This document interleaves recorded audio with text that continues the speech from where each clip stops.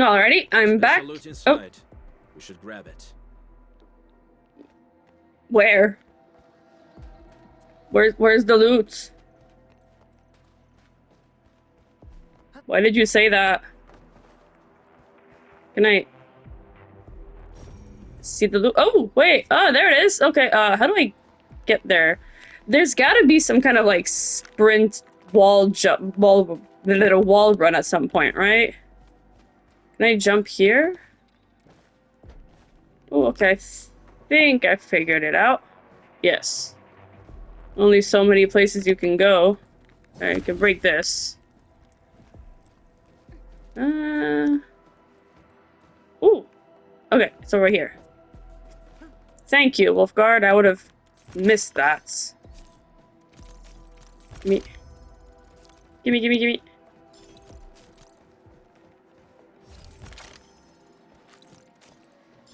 Can I... Wait, where's the orb? Did I... Oh, there it is. It's round and it's shiny. Oh, this is the actual size of Oraline. Hold on a second. Okay, I think I'm as... Wait, hold on. Can I adjust the camera already? How do I do that? No. I do this? No. Okay, there it is. Let's zoom out entirely. Okay. And, now we are going to continue reading the files. I think we ended off there, and we were here. So, hold on, my ear itches. Okay, let's continue on where we left off. Hongshan Academy of Sciences, HAS. The Hongshan Academy of Sciences, HAS, is the largest and most professional integrated R&D institution of Talos 2. While the HAS continues to feed almost the entirety of the civilization band and enrich the breadbaskets of the planet, it also made rapid and tremendous progress in various fields of immersion sciences. The foundation of the HAS was laid down by a surveillance team from Yan dispatched to Talos 2.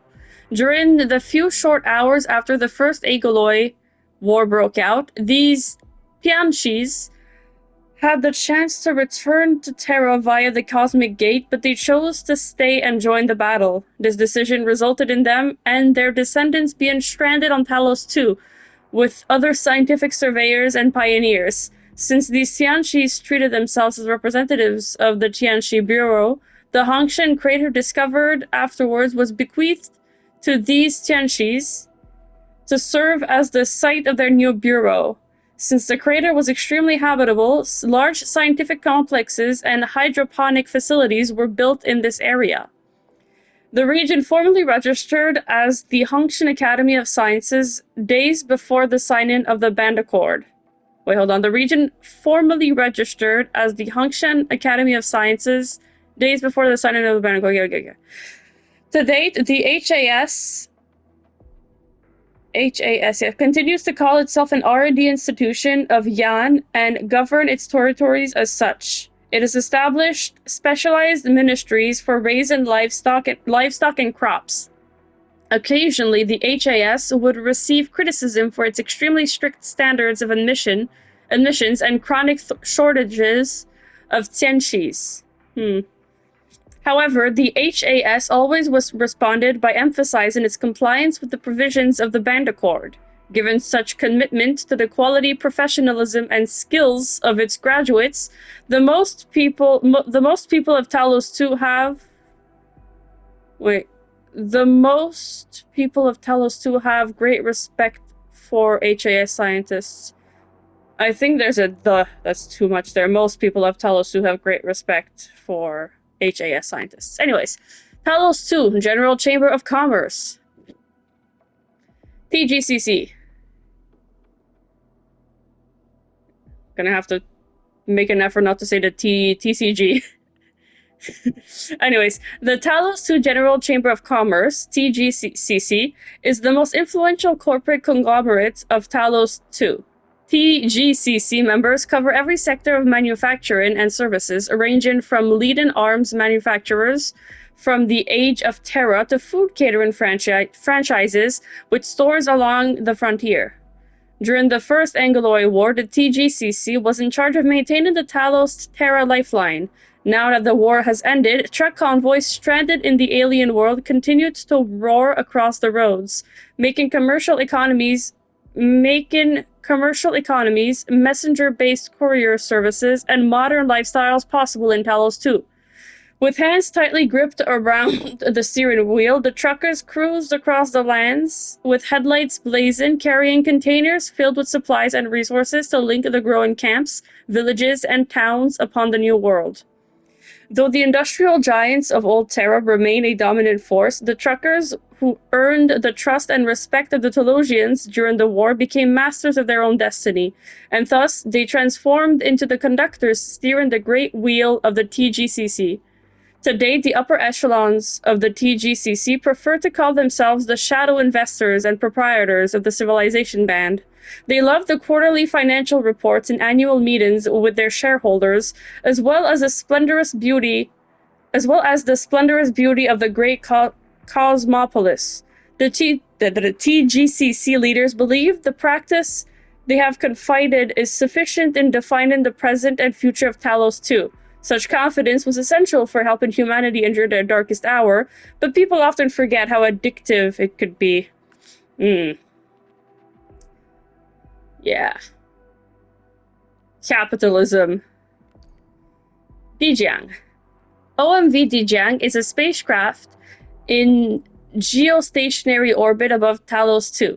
It is the current headquarters of Enfield Industries. Humanity lost its lifeline to Terra when the Cosmic Gate collapsed and the First Agaloy War broke out. In the moment of despair against this sudden threat, human factions that included the UWST, HAS, and TGCC jointly initiated several research projects. OMV Dijiang was one of them. After a series of events, Endfield Industries became part of humanity's war efforts. Many rare and non-renewable tech resources were used to construct Dijiang in Telosian orbit. This was a feat of technological marvel that could never be replicated. Dijiang is powered by a massive core of protocol originium. The core is responsible for keeping the master protocol system operational and supporting various subsystems that include the Tele Protocol, TP, and Automated Industry Complex, AIC. I feel like if this thing goes down, we are fucked. Originium in Talos 2. In Talos 2, originium remains the primary source of energy and a key material for industrial production and the arts. The hostile environment of Talos 2 motivated scientists to achieve numerous theoretical breakthroughs. The last 150 years witnessed the release of new power generation and industrial production solutions of ever-increasing efficiency. However, originium remains the basis of all these advancements. The frontier's mates of the New World know very well that the most basic forms of industrial production could not be achieved without originium boilers or originium arts. The Frontier's mates also chose to learn from the mistakes of the past and look for new solutions. The development of the Controlled Originium Distribution (CORD) technology gave a degree of control over the growth of originium clusters and made it possible to cultivate them in oripathy-specific areas. CORD greatly reduced the likelihood of catastrophes in Talos 2. Additionally, long-term oripathy treatment, LORIT, was well received by the Telosians. Preventative oripathy shots, HORIPs, and therapeutic suppressants were also developed. The infected were no longer stigmatized in Telosian towns, and villages now that treatment became readily available. Though the situation looks hopeful, originium-related issues and challenges continued to affect the New World.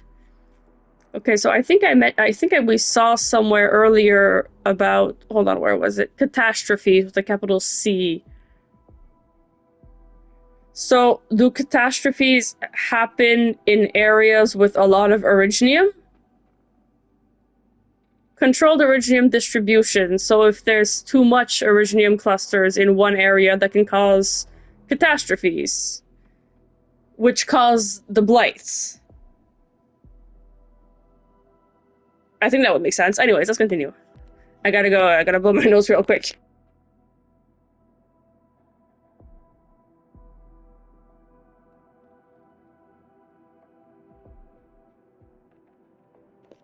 Alrighty, Protocol Originium. Protocol Originium, Proto-Rig, is one of the core technological marvels achieved by Endfield Industries. A network of Proto-Rig crystals was used to establish a teleprotocol network. Transferring personnel and materials between two locations across great distances is no longer science fiction, nor dependent on legacy tech such as the Cosmic Gates. Sorry. Shortly after arriving at Talos 2, many scientific research teams noticed the interaction between Originium and ether energy, and how the said interactions affected physical phenomenon and spatial continuity. Led by the administrator, Endfield carried out extensive research on this phenomenon, created the special Protocol Originium, Proto-Rig, and identified a means of utilizing multiple Proto-Rigs to create a teleprotocol, PP, network. However, the TP technology received little attention when first released, as its proto-rig system uses the extremely hazardous ether, and a single trip can only move a very limited number of personnel and resources. The breaking out of the first Angloid War changed everything. The use of both the proto-rig and the TP network was validated in the brutal fields of battle and secured humanity's survival. Okay. Automated Industry Complex, AIC. The Automated Industry Complex, AIC, is one of the key technologies of Enfield Industries and represents the successful miniaturization and modularization of industrial production machinery. Bleh. That was a mouthful. A small team of professionals armed with AIC technology can quickly deploy a fully functional automated production line. The earliest design principles of the AIC were already proposed even before the frontier's mate of Talos II departed from Terra. The traditional approach involved moving entire city plates to relocate production lines. In contrast, portable and modular processing facilities that can be deployed according to specific needs were regarded as the next stage in the advancement of Originium industries and production. This proposal was deemed extremely suitable for the environments of Talos 2. To convert theory into reality, Enfield committed vast amounts of R&D resources.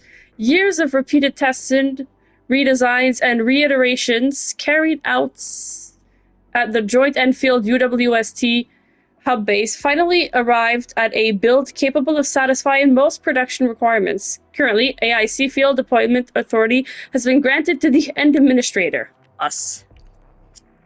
Valley 4. Valley 4 is a frontier production region chosen by the UWST. It is located along the fringes of the civilization band. When the Agaloy War finally ended, humanity made plans to push the frontiers further across the world. The UWST directed its focus at Valley 4 due to the rich mineral wealth of the region. With the support of Enfield Industries, the UWST began various construction projects in Valley 4. Following the completion of various quarries, mines, and production bases, the UWST began deploying research facilities to pursue energy-related R&D projects, such as applied Originium technology and Originium cultivation in Valley 4. The UWST had high hopes and expectations for their Valley 4 venture. However, a disastrous accident deprived Valley 4 of its great Originium oak, and the UWST became more circumspect in its future endeavors.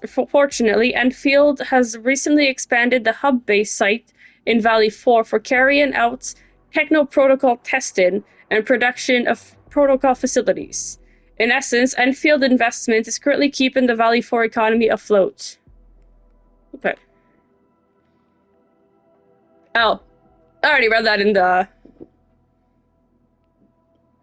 the other episode at the end. I'm gonna skip it then. Landbreaker. Yeah, I already read that one too. In the database for enemies. Ooh.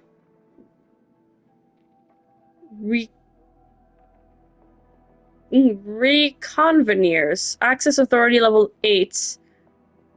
Oh, wait, hold on. Give me a second. Authority level 8. Authority conditions met. Oh, that's the last one. Okay. 8. Okay, let's read this. File category 302. The Endfield HR database has a list of special operators whose profiles are managed separately and locked behind an incredibly high authority level, 8 apparently.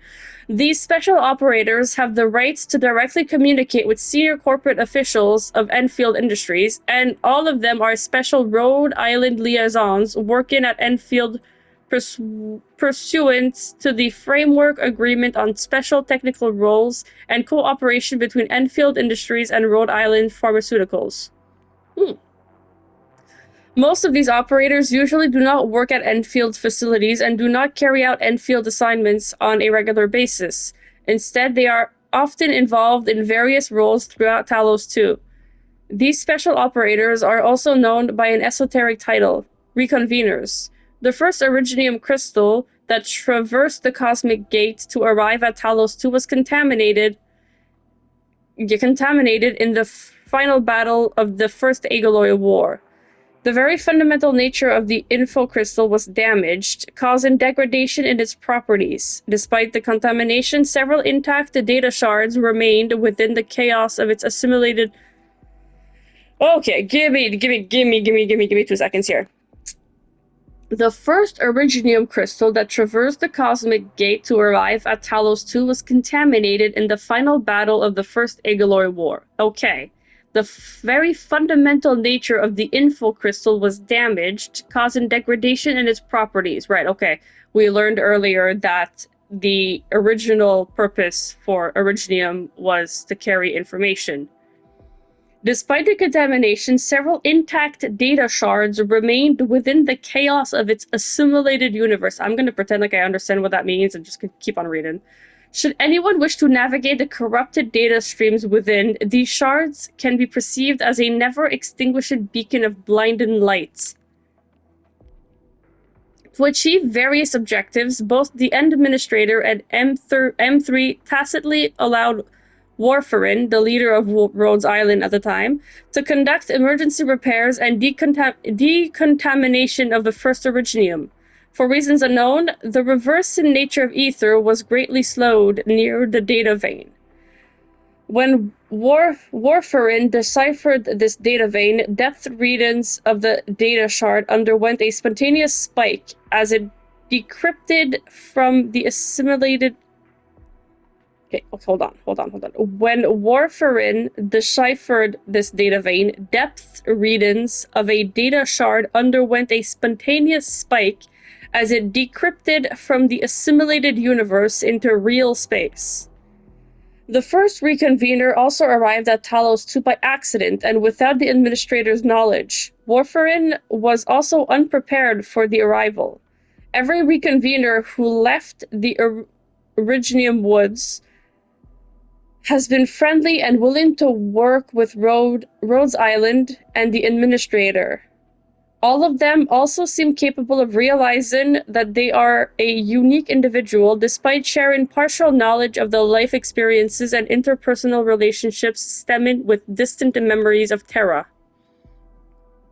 Such knowledge also allows reconveners to use skills and abilities wielded by their original counterparts.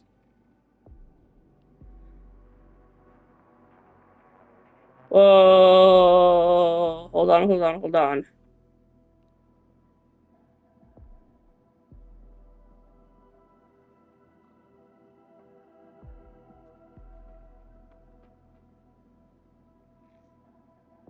Info crystals.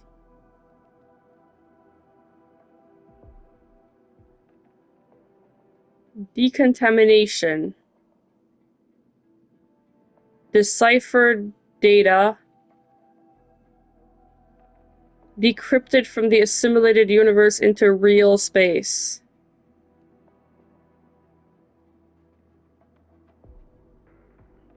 Every reconvener who left the Originium Woods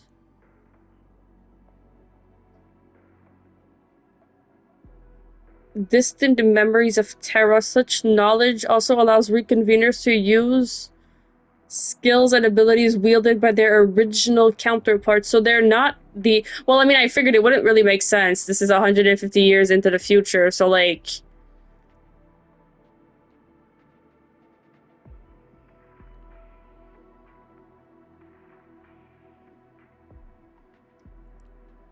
Yeah, let me just finish reading this totally. Warfarin later found a way to commune with the data shards. Despite the concerns of others aware of their existence, she began to actively explore the Originium Woods. Warfarin encountered data shards willing to set foot on Talos too, and thus she designed a process to better lead them out of the woods and enter the new world. Many reconveners arrived at Talos too, while the administrator hibernated. The reconveners began exploring the world and seeking their own destinies, and they did so with the goal of assisting the administrator in mind. Leading reconveners out of the woods is essentially an act of creation. Warfarin bore the responsibilities of for her actions, though she would occasionally vent out her frustrations to Enfielders who knew of this project. After every stress-fueled episode, she would remind everyone how years of extensive experience taught her that everything was worth its while. Okay, so note, the years of extensive experience Warfarin claims to have are subject to change, with the figure being 500 years a century ago, 300 years half a century ago, and drop it to 20 years in her most recent claims. Any Rhode Islanders and Enfielder is willing to trust Any Rhodes Islander and Enfielder is willing to trust in the beacon of the woods, as well as the wills that followed the light and emerged from the roiling chaos. I believe so too. Is the italics supposed to be the end administrator? And is this woods the thing we saw at the beginning? Like after the administrator dies, quote unquote, and then like wakes up somewhere and touches the teepee, I think. Like it was all white, and I think there was a few like bushes and stuff. Was that the Originium Woods? Are we a reconvener?